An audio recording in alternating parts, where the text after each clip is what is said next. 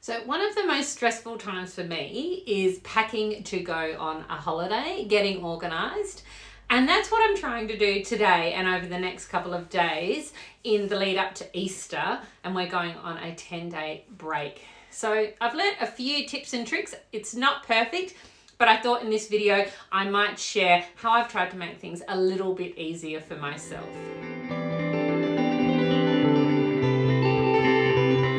Hi, I'm Abby. I'm the founder of Lifestyle Elements Concierge, and it's lovely to have you here on my channel.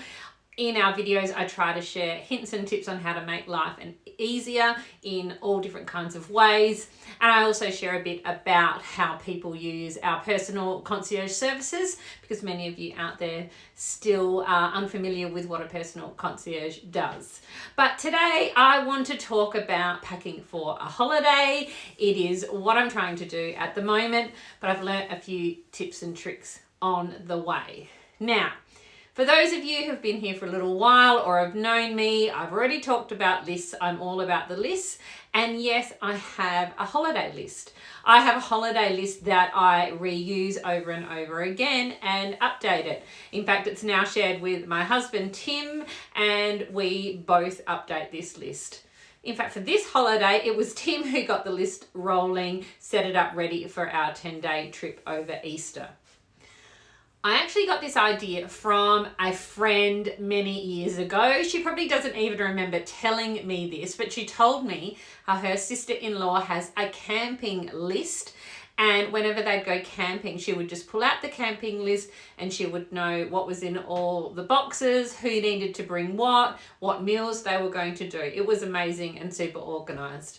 Mine isn't quite as detailed and thorough as hers, but it is a list that I reuse over and over again that includes all the stuff that we need to take. And I get a bit finicky with the details. So I write down if we need to take bedding and sheets, which we do this time. I write down that we need to take the kids' iPads and the chargers for it.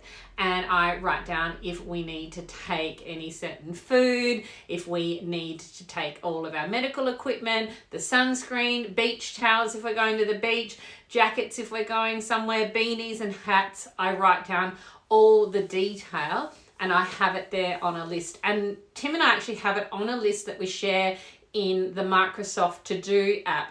It's easy to use. I use it for so many things, and we can share the list between us and we can see who's done what, who's added what, and who's ticked things off. We actually use it for our weekly grocery shopping as well. We share the list and we can see if one of us has gone shopping or not and who's bought what. So I'll link the Microsoft To Do app below. It's fantastic for me because I love my technology and I love having things at my fingertips. But you can also create this as a document on your computer. You could print it out, it could be handwritten, it could be a whiteboard, whatever it is. But how I like to have it is that it can be reused. I don't have to recreate the list every time we go on holidays. I don't have to try and remember what I need to bring. And obviously not every holiday you're bringing the same things, but you can just delete that off that list or tick it off if you would like to, and then reuse it again the next time.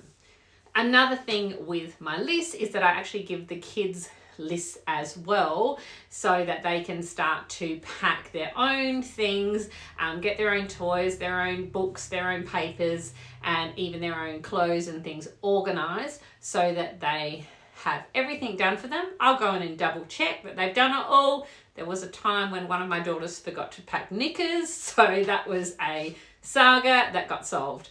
But it's really useful to get the kids used to taking responsibility for their own things and helping, and just so you don't have to do it all yourself. Now, I just have one more tip that I use for packing clothes because we never quite know how much to pack.